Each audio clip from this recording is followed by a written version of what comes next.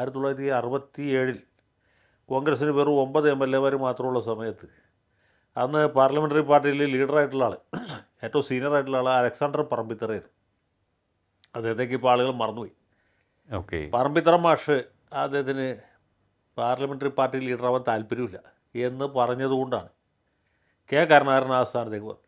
അദ്ദേഹം പിന്നെ ദീർഘകാലം ലീഡറായിട്ട് തുടർന്നു എന്നുള്ളത്. 67-ലും പിന്നീട് 70-ലും 77-ലും 82-ലും 87-ലും 91-ലും കരുണാകരനെ തന്നെ ഐകകണ്ഠേന പാർലമെൻ്ററി പാർട്ടി ലീഡറായിട്ട് തിരഞ്ഞെടുത്തു. പിന്നെ യാതൊരു സംശയത്തിനും അവകാശമില്ല, അദ്ദേഹമാണ് ലീഡർ.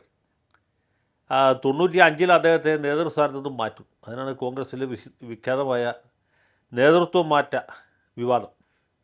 അദ്ദേഹത്തെ മാറ്റുന്നു. അദ്ദേഹം മാറുമ്പോൾ ഉമ്മൻചാണ്ടി അവസാനത്തേക്ക് വരും എന്നാണ് ഉമ്മൻചാണ്ടിയും അദ്ദേഹത്തിൻ്റെ ആരാധകരും മറ്റ് വൃന്ദങ്ങളുമൊക്കെ ആഗ്രഹിച്ചത്.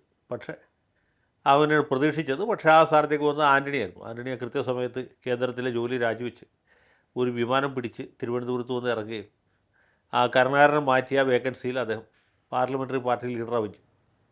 അങ്ങനെ ആൻ്റണി മുഖ്യമന്ത്രിയായി. പിന്നീട് ആൻ്റണി 96-ൽ പ്രതിപക്ഷ നേതാവായി. 2001-ൽ വീണ്ടും മുഖ്യമന്ത്രിയായി. 2004-ലെ പാർലമെൻറ്റ് തെരഞ്ഞെടുപ്പിൽ വലിയ തിരിച്ചടി ഉണ്ടായപ്പോൾ ആൻ്റണി രാജിവെക്കേണ്ടതായിട്ട് വന്നു. ആൻ്റണി സ്വമനസാല രാജിവെച്ചാണോ അതോ സോണിയാഗാന്ധി അദ്ദേഹത്തോട് പറഞ്ഞ് രാജിവെപ്പിച്ചാണോ എന്നുള്ള കാര്യത്തിൽ ഇപ്പോഴും സംശയമുണ്ട്.